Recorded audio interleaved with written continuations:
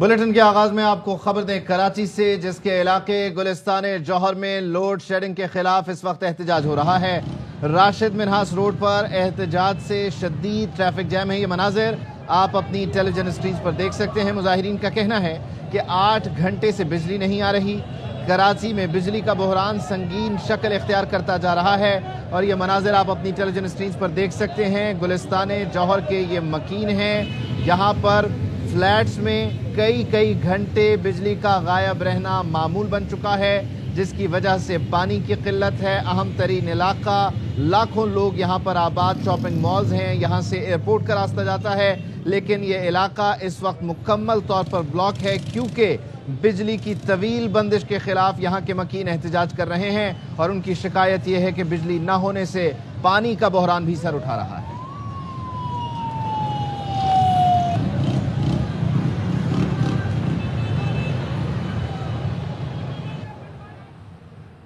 اور آپ کو بتائیں کہ وزیر اعلیٰ پنجاب کا انتخاب 22 جولائی کو ہوگا، تب تک حمزہ شہباز ہی وزیر اعلیٰ رہیں گے۔ سپریم کورٹ کا فیصلہ۔ بابر اعوان نے عدالت کو بتایا عمران خان کو 17 جولائی کے ضمنی انتخابات تک حمزہ شہباز بطور وزیر اعلیٰ قبول ہیں۔ 22 جولائی کا جو الیکشن ہوگا مسلم لیگ نون جیتے گی۔ بڑا ہی اچھا فیصلہ ہوا ہے، کوئی یہ پولیس اور وکٹمائزیشن کا عمل نہیں ہوگا۔ پہلے 17 جولائی کو ضمنی انتخابات، پھر 22 جولائی کو وزیر اعلیٰ پنجاب کا انتخاب، معاملہ طے ہو گیا۔ نمبر پورے ہیں، اللہ کو جو منظور۔ ضمنی الیکشن مخصوص نشستوں کے نوٹیفیکیشن تک حمزہ شہباز بطور وزیر اعلیٰ قبول ہے۔ تحریک انصاف مان گئی۔ حمزہ شہباز نے کہا کہ ضمنی انتخابات کے نتائج کے بعد وزارت اعلیٰ کے انتخاب پر اعتراض نہیں۔ عدالت نے حکم دیا وزارت اعلیٰ کا انتخاب 22 کو ہوگا۔ جو بھی رزلٹ آئے گا ہم اس کو قبول کریں گے۔ چیف جسٹس عمر عطا بندیال نے ریمارکس دیے، شکر ہے صوبے کے لیے دونوں جماعتیں افہام و تفہیم سے بڑھنا چاہتی ہیں۔ آپ 3 ماہ سے لڑ رہے ہیں، عدالت نے بحران 3 سیشن میں ختم کر دیا۔ جسٹس جمال مندوخیل نے کہا سیاستدان باہمی مسائل خود حل کریں یا ہمارے پاس آ کر ہماری بات مانیں۔ چیف جسٹس نے کہا کہ حمزہ شہباز کے لیے قائم مقام کا لفظ استعمال نہیں کریں گے۔ فواد چودھری صاحب نے کہا کیئر ٹیکر چیف جسٹس کہیں گے، انہوں نے کہا نہیں ہم اس کے لیے کوئی نام ڈھونڈ لیں گے۔ اشکوک وزیر اعلیٰ، اشکوک وزیر اعلیٰ۔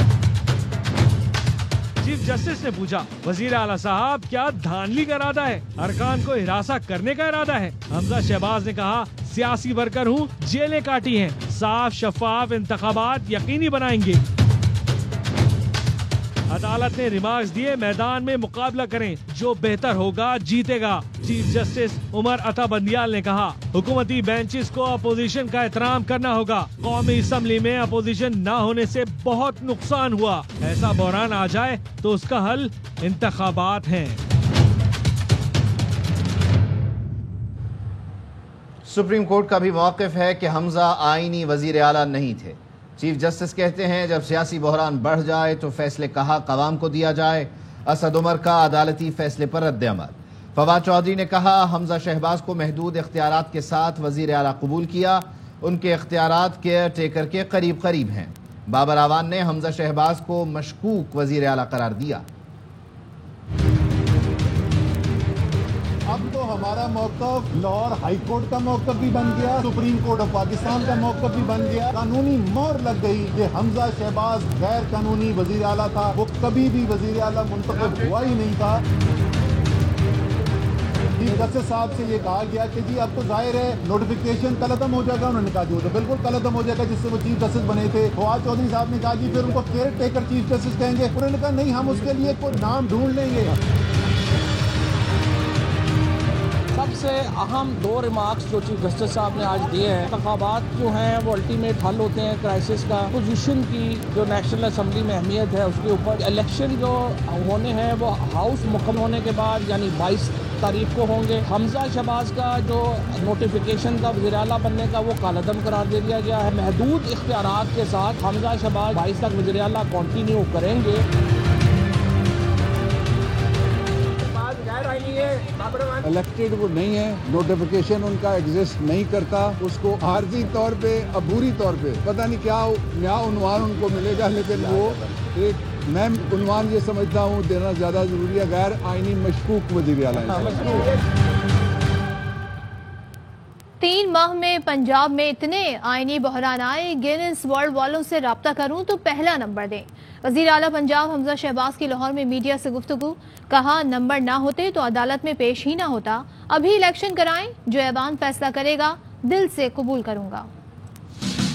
पंजाब में जितने आईनी बहरान 3 महीने में आए हैं, Guinness book of world record से राब्ता करूं तो नंबर 1 प्रायोरिटी दी जाएगी। मेरे पास नंबर ना होते रन ऑफ इलेक्शन के तो मैं आज जज साहब पेश ना होता। मैंने कहा अभी इलेक्शन कराए, जो ऐवान फैसला करेगा दिल से कबूल करूंगा। जज साहिबान गवाह नहीं है, आप सब भी गवाह हैं।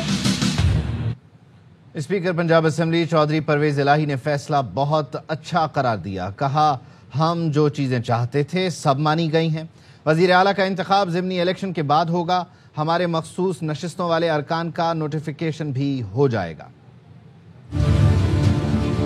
बड़ा ही अच्छा फैसला हुआ है, जो चीजें हम चाहते थे बिल्कुल मानी भी गई हैं। अभी और खराज तहसीन पेश करता हूँ, कोई ये पुलिस और विक्टिमाइजेशन का अमल नहीं होगा, रूल्स के मुताबिक चला जाएगा, हमारी उसमें मुशावरत भी होगी।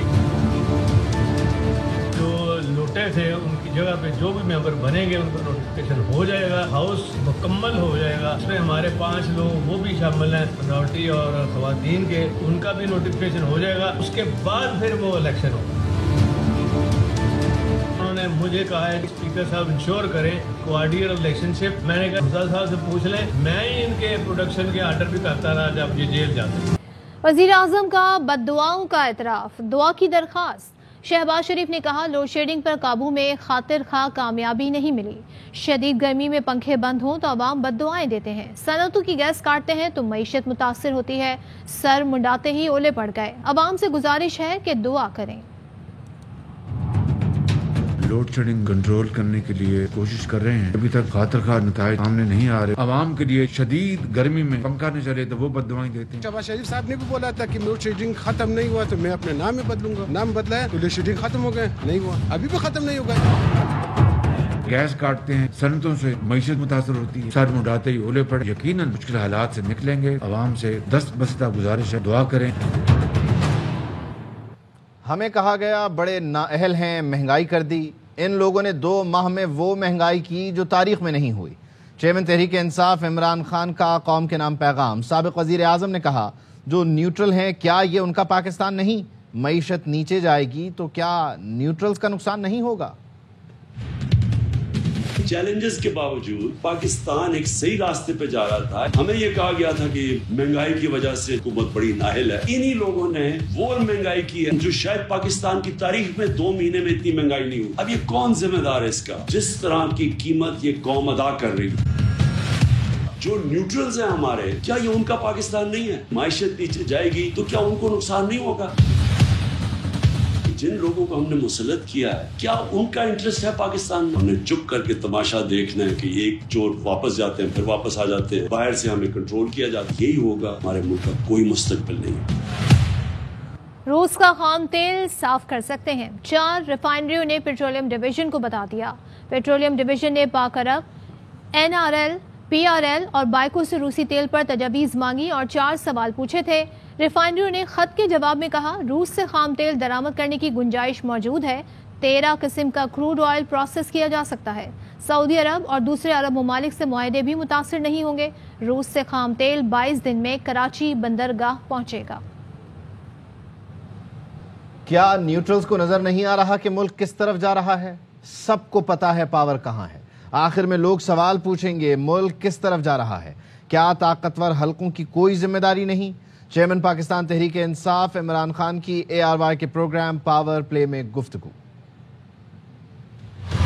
न्यूट्रल्स के ऊपर हैरान हो, उनको नजर नहीं आ रहा हम किधर जा रहे हैं। लोग सवाल उनसे पूछेंगे, पावर तो सबको पता है कि किधर है। वो जो पावर बैठी है उनके ऊपर कोई जिम्मेदारी नहीं है। वो इदारे जिनको सोचना चाहिए पाकिस्तान का, कैसे इन लोगों को बैक कर सकते हैं जो कि करप्ट तरीन लोग, ये पाकिस्तान की आर्मी चीफ अपॉइंट करे। میرے نوکروں کو ایجنسیز کو رکھوانا چاہ رہی تھی میرے بیڈ روم میں تاکہ ان کو پتہ چلے کیا باتیں ہوتی ہیں. پوری تفتیش کی گئی تو میں جب پرائم منسٹر تھا تب سے ان کو تیار کر رہے تھے. ایک کو میں جانتا ہوں اس کو بلیک میل کیا جا رہا ہے, ڈیپ فیک ویڈیوز ہوتی ہیں اس طرح کے, یہ کر دیں گے, عام کر دیں گے, فیملیز کو بچوں کو بھیج دیں گے.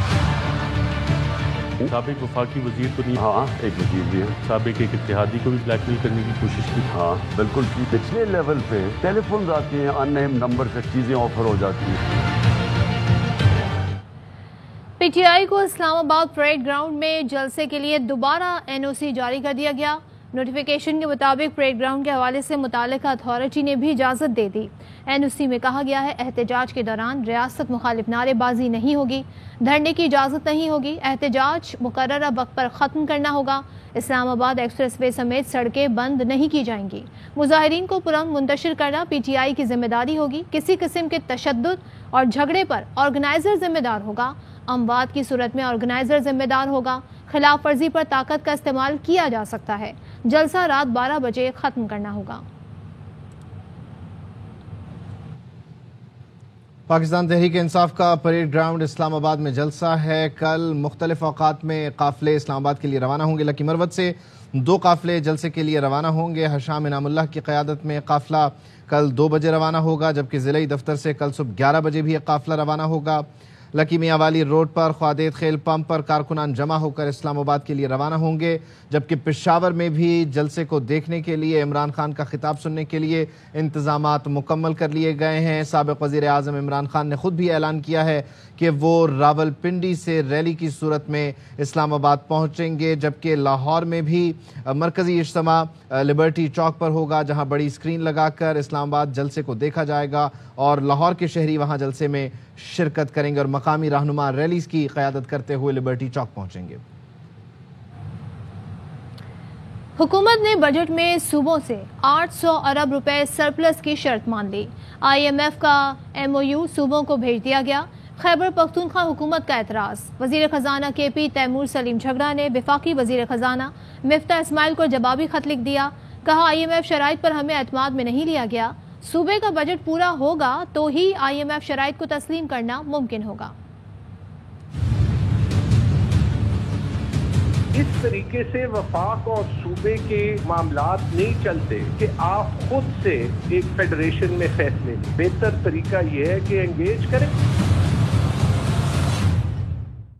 وفاقی حکومت کا ایک اور نرالا کارنامہ. صوبائی حکومتوں سے مشاورت کے بغیر صوبوں سے متعلق IMF کی شرائط بھی مان لی. شہباز حکومت نے بجٹ میں صوبوں سے 800 ارب روپے سرپلس کی شرط مان لی. شرائط پر مبنی مفاہمت کی یادداشت صوبوں کو بھیج دی. خیبر پختونخوا حکومت نے MOU پر اعتراض اٹھا دیا.